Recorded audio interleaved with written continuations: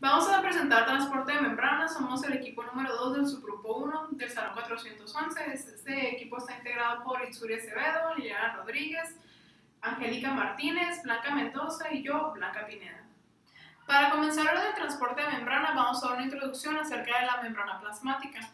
Las células van a estar separadas del mundo exterior por una estructura delgada y frágil con un espesor de aproximadamente de 5 a 10 milímetros. Esta es la membrana plasmática, la cual tiene una función de enlace entre el interior de la célula y el ambiente extracelular.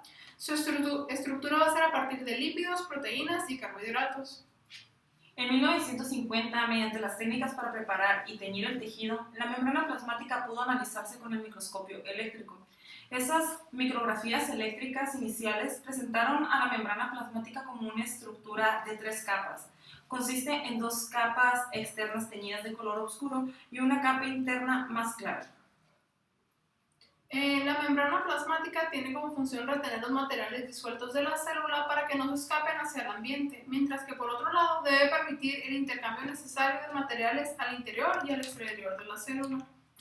Las funciones de la membrana es entre muchas la división de compartimientos, sitios para actividades bioquímicas, provisión de una barrera con permeabilidad selectiva, transporte de solutos, respuesta a señales externas, interacción celular, traducción energética. La difusión. La difusión es un proceso espontáneo en el que una sustancia se va a mover de una región de alta concentración a otra con baja concentración. Al final va a eliminar la diferencia de concentraciones entre las dos regiones. En cambio, la energía libre que ocurre cuando un soluto sin carga se difunde a través de esta membrana depende de la magnitud del gradiente de concentración. Esto es la diferencia de concentración de cada lado de la membrana. Para que se logre la difusión de un nuevo electrolito se deben de cumplir 2 condiciones. Uno, que la sustancia de mayor concentración debe estar de un lado y el otro lado debe tener una menor concentración que esta. Y que la membrana debe ser permeable a la sustancia que va a pasar a través de ella. Una membrana puede ser permeable a determinado soluto, porque ese soluto puede pasar en forma directa por la bicapa de lípidos, porque ese soluto puede atravesar un poro acuoso que cruza la membrana e impide que el soluto entre en contacto con las moléculas lipídicas de la bicapa. El coeficiente de partición es una medición en la cual es la proporción entre la solubilidad de un solvente no polar y su solubilidad en el agua en condiciones en las que el cosolvente no polar y el agua están mezcladas. Mientras mayor sea la solubilidad, es más rápida la penetración y también en la penetración va a influir el tamaño del compuesto para la velocidad de penetración. El agua se mueve con facilidad a través de una región de la membrana con menor concentración de solutos a una región con mayor concentración de solutos. A este proceso le llamamos ósmosis. Cuando se separan 2 compartimientos con diferente concentración, el compartimiento con mayor concentración de solutos es hipertónico y el que tiene menor concentración de solutos se describe como hipotónico. Cuando hay cambios estructurales en la célula al estar expuestos en ambientes hipotónicos e hipertónicos, son cambios que van a ser temporales. En el caso de un ambiente hipotónico se va a recuperar cuando se reduzca la presión osmótica interna, y en el cambio de cuando está expuesto a un medio hipertónico, la recuperación se va a lograr cuando se obtienen iones del medio. Una vez que la concentración interna de solutos iguala a la concentración externa de solutos, los líquidos internos y externos son isotónicos y ya no se produce desplazamiento de agua hacia adentro o fuera de la célula. Las acuaporinas se descubrieron por investigadores y estas son proteínas integrales que van a permitir el movimiento pasivo del agua de un lado de la membrana plasmática al otro. Y estas van a tener un canal central que va a estar recubierto de aminoácidos hidrófobos y es altamente específico a las moléculas de agua. La difusión de iones a través de la membrana. El movimiento rápido, conductancia, de los iones con carga a través de la membrana tiene una función vital. Formación y propagación del impulso nervioso, secreción de las sustancias al espacio extracelular, contracción muscular, regulación del volumen celular y abertura de estomas en las hojas de las plantas. Existe gran variedad de conductos iónicos. Estos están formados por proteínas integrales de membrana que van a rodear al poro acuoso central. La difusión de iones por conductos siempre es a favor de la corriente, es decir, un estado de mayor energía a uno de menor. Los conductos de las membranas tienen compuertas. La abertura de estas compuertas, la abertura de estas están sujetas a la regulación fisiológica. Pueden inducirse por varios factores según el conducto. Se distinguen tres categorías principales de conductos iónicos: conductos activados del voltaje, conductos activados por ligando y conductos mecanoactivos.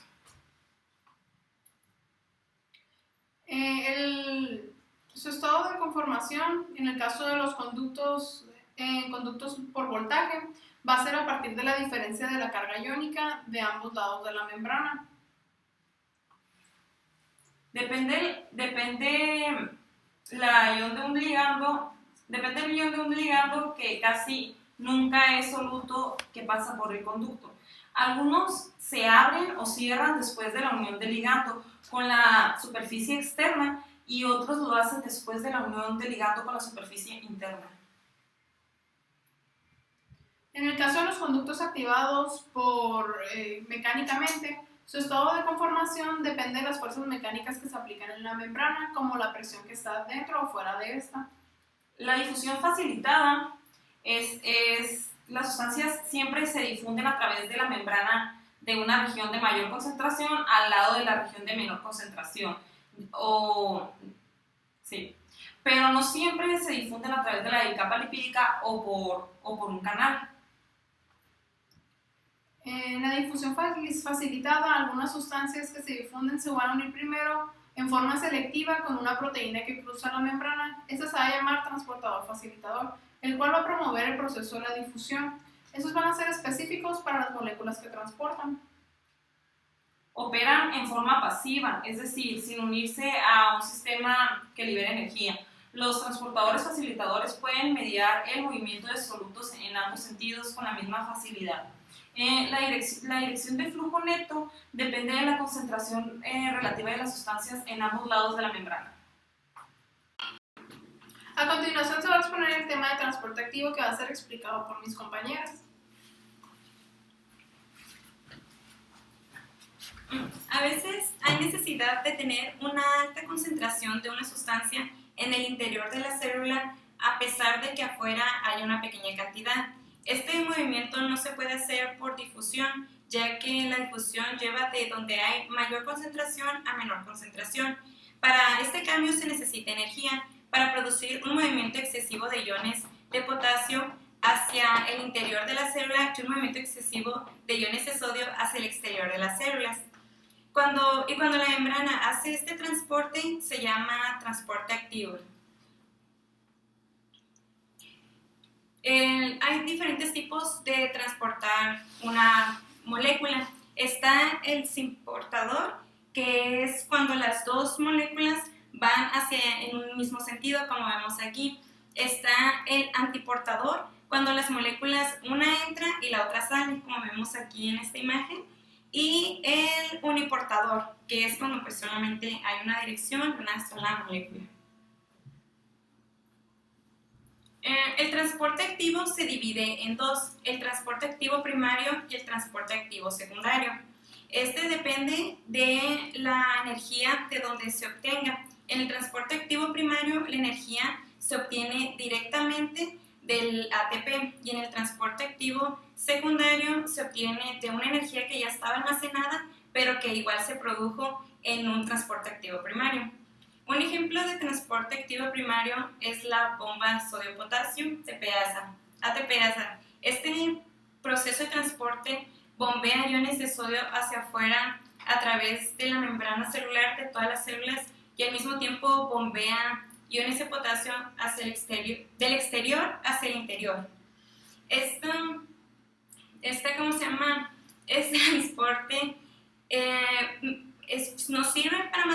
volumen celular y para mantener el voltaje negativo de la célula, ya que en el interior de la célula hay una alta concentración de moléculas y de iones que son negativos, por tanto atraen a los que son positivos, y cuando hay demasiados solutos en una célula, pues esta aumenta de tamaño, y esta bomba lo que hace es regular ese volumen sacando iones y metiendo, a pesar de que el gradiente de concentración esté cambiado. Esta bomba funciona a través de una proteína transportadora, que cuando dos iones de potasio se unen en la parte exterior de la célula, se unen dos a la proteína, y 3 iones de sodio se unen por dentro en el interior de la célula, y por medio de energía es que sucede este cambio, y es así como funciona la bomba. El otro tipo de transporte activo primario es el de iones de calcio. El calcio se mantiene en un nivel bajo en el citosol de la célula, y pues para hacer este cambio de concentración se requieren de 2 bombas. Una está en la membrana, que transporta los iones de calcio del citosol de la célula hacia el exterior de la célula, y la otra transporta los iones del citosol de la célula hacia los diferentes organelos de esta.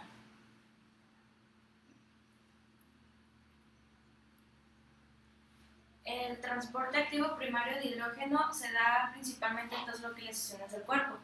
La primera es en las glándulas gástricas del estómago, y la segunda en la porción distal de los túbulos distales en los conductos colectores corticales de los riñones.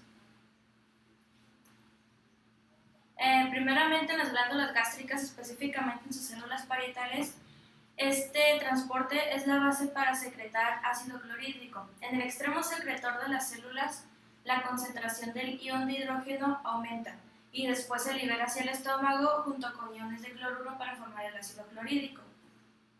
En el segundo lugar, que es en los tubos renales, específicamente en las células intercaladas, se secretan grandes cantidades de iones y de hidrógeno desde la sangre hacia la orina, con el objetivo de eliminar de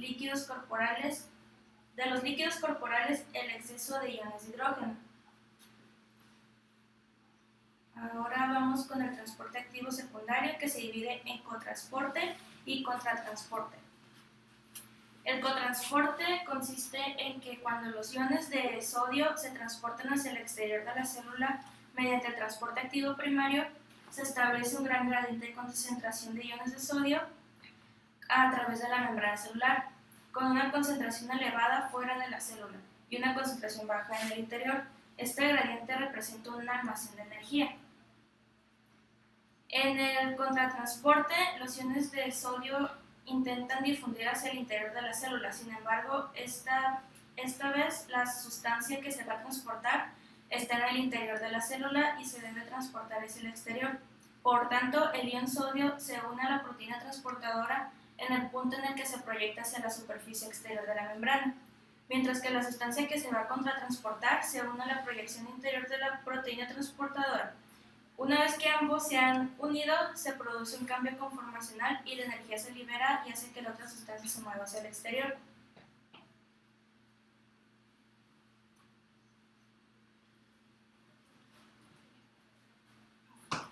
Ok, ahora el cotransporte de glucosa y los aminoácidos junto con los iones de sodio. La glucosa y muchos aminoácidos se transportan hacia el interior de la mayor parte de las células contra grandes gradientes de concentración, y la proteína transportadora va a tener 2 puntos de unión en su parte externa, uno para el sodio y el otro para la glucosa. Cuando ambos se unen se produce un cambio automáticamente conformacional, y el sodio y la glucosa son transportados al mismo tiempo hacia el interior de la célula. El cotransporte con sodio de los aminoácidos se produce de la misma manera que para la glucosa, excepto porque utiliza un grupo diferente de proteínas transportadoras. El cotransporte con sodio-calcio se produce a través de todas o casi todas las membranas celulares, de modo que los iones sodio se mueven hacia el interior y los iones de calcio hacia el exterior, ambas unidas a la misma proteína transportadora en un modo de cotransporte. Esto se produce además del transporte activo primario de calcio que se produce en algunas células. El contratransporte sodio-hidrógeno se produce en varios tejidos. Un ejemplo especialmente importante es en los tubos proximales de los riñones, en los que los iones sodio se desplazan desde la célula del túbulo hacia el interior de la célula tubular, mientras que los iones hidrógeno son cotransportados a la luz tubular. Y a continuación vamos a presentar un video que para nosotros nos sirvió de mucha ayuda para la comprensión del tema. Transporte a través de la membrana celular. Dentro del transporte a través de la membrana tenemos el transporte activo y el transporte pasivo. Transporte activo, como todos sabemos, con gasto de energía y en contra del gradiente de concentración, y el transporte pasivo sin gasto de energía y a favor del gradiente de concentración. Hoy hablaremos más que todo con transporte pasivo, en lo que respecta a difusión simple y difusión facilitada. Dentro de las generalidades tenemos que la célula es un microorganismo que necesita propiedades, que necesita características peculiares como diferencias entre el líquido extracelular y el líquido intracelular. Esta característica y estas propiedades se la determina la membrana celular. Ella es compuesta por una bicapa lipídica, proteínas integradas, fosfolípidos, colesterol, que le dan esta cualidad de mantener diferentes concentraciones entre el líquido extra e intracelular. Aquí tenemos las distintas concentraciones entre el líquido extracelular y el líquido intracelular. A simple vista podemos ver que en el líquido extracelular el sodio y el cloro predominan, y que en el líquido intracelular predomina más el potasio, proteínas y algunos fosfatos. Todas estas moléculas se encuentran en constante movimiento a través de la membrana celular, y lo hacen a través de la bicapa lipídica y proteínas de transporte.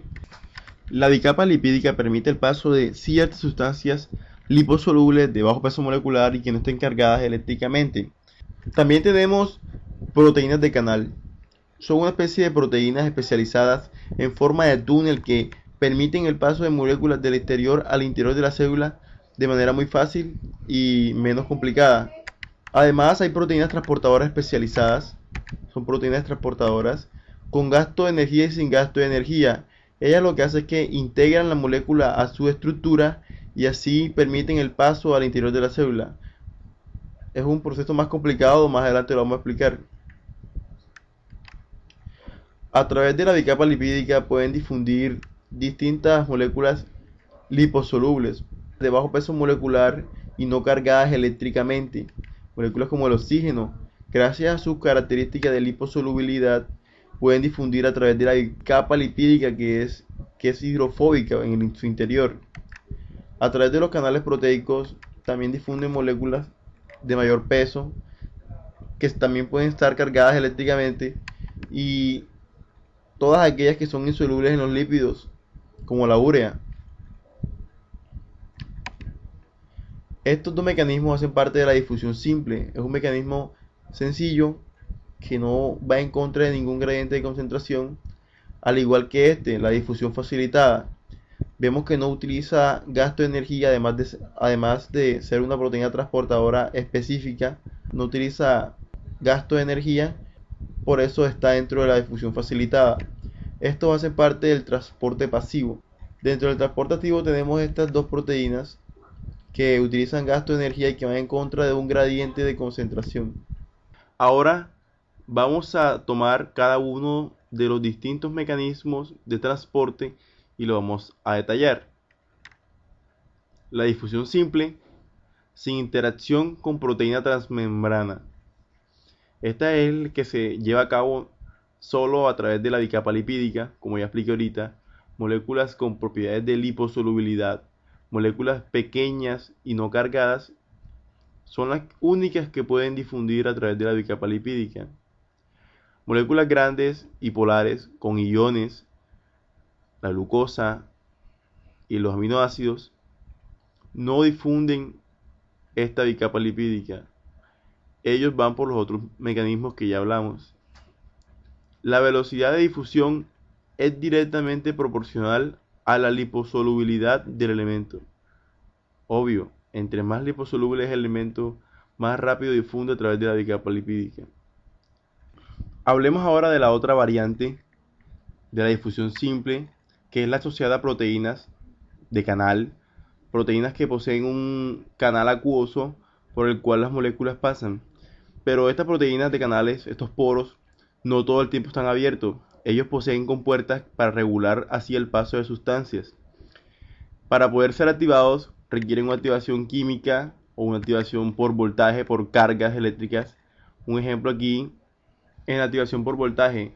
Esta nos dice que dependiendo de la carga interna de la célula, los poros se abren y se cierran. Este es el exterior, este es el interior de la célula. Normalmente los poros están cerrados para así impedir el paso de sustancias al interior de la célula o al exterior indiscriminadamente y sin control.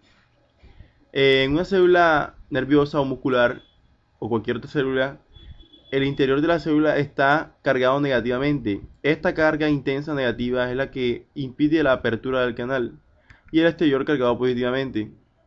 Cuando se propaga un impulso nervioso, se propaga un potencial de acción, hay un cambio en la polaridad y la célula se despolariza, cambiando la carga. Este cambio de cargas hace que haya una apertura de los canales de sodio y de los canales de potasio, dejando así el paso a través de ellos. Esto respecta a lo que es activación por voltaje. Es muy sencilla, no se ve en todas las células, más que todas las células nerviosas y musculares, y este es el principio de la teoría del potencial de acción.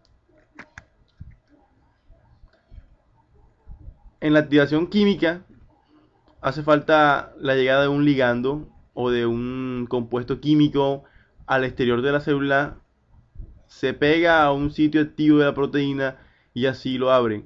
Muy sencilla, no tiene nada de complicado. Pasemos ahora a la difusión facilitada. Ya salimos de difusión simple, ahora estamos en difusión facilitada, que es efectuada por otro tipo de proteínas transportadoras. Estas proteínas unen y transportan selectivamente moléculas.